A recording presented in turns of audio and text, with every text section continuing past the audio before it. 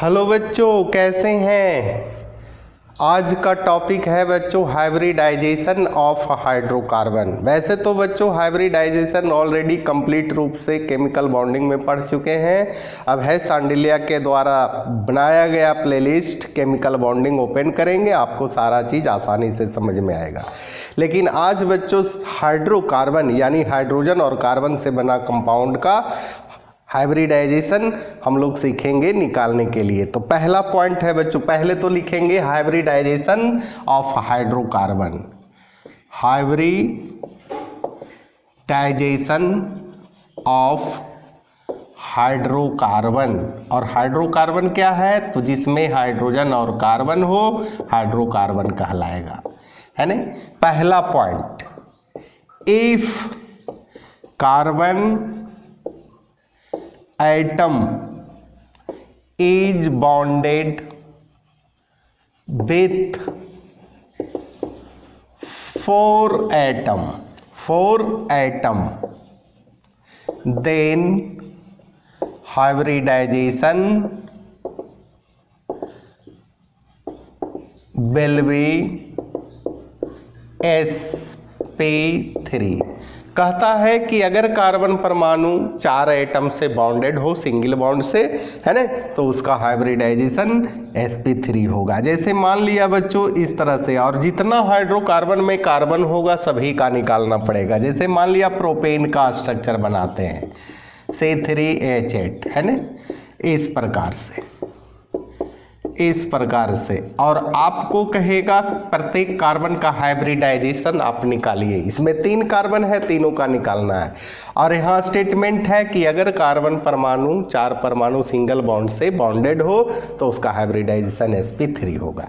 एक कार्बन के चारों तरफ बॉन्डेड एटम को काउंटिंग करेंगे, है 1 एटम, 2 एटम, 3 एटम और ए भी एक है 4 एटम, यानी 4 एटम है, आँख मूंद के sp3 लिखेंगे।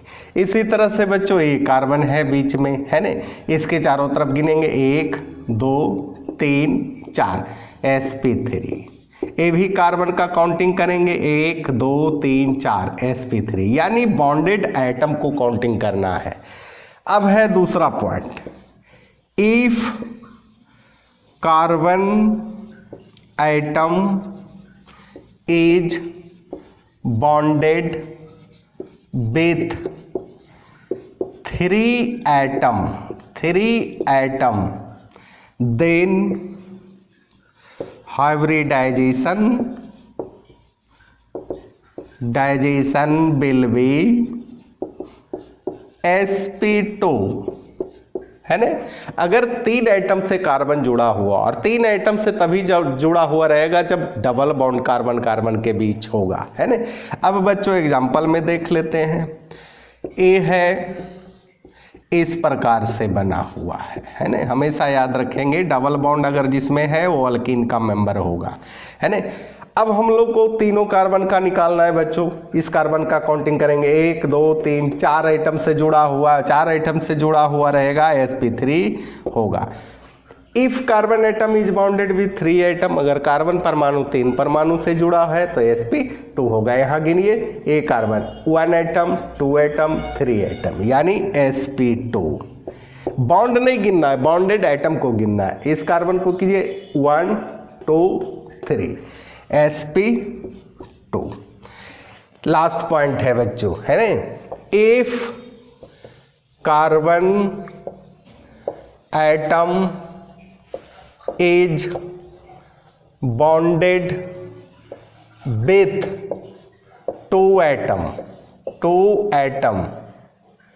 then hybridization will be sp, है ना। अगर 2 परमाणु से कार्बन जुड़ा है तो हाइब्रिडाइजेशन उसका क्या होगा बच्चों, sp होगा। जैसे मान लिया एग्जांपल में देख लीजिए, और sp उसी का होगा अल्काइन मेंबर का, है ना, अल्काइन जिसमें ट्रिपल बॉन्ड होगा। एक कार्बन है 1 2 3 4 है sp3 हो गया। एक कार्बन है 1 और 1, 2 कार्बन से जुड़ा हुआ है 2 एटम से यानी sp, और ए भी कार्बन जो है एक इधर है और एक इधर है, बॉन्ड को नहीं गिनना है, बॉन्डेड एटम को गिनना है ना, इस प्रकार से।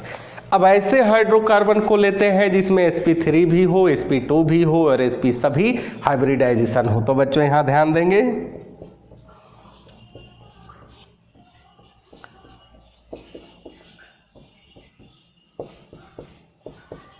अब बच्चों इसमें देख लेते हैं, पहला कार्बन 1 2 3 4 है, sp3 हो जाएगा। दूसरा कार्बन 1 है, 2 है, 3 है, sp2 हो जाएगा। तीसरा कार्बन 1 है, 2 है, 3 है, sp2 हो जाएगा।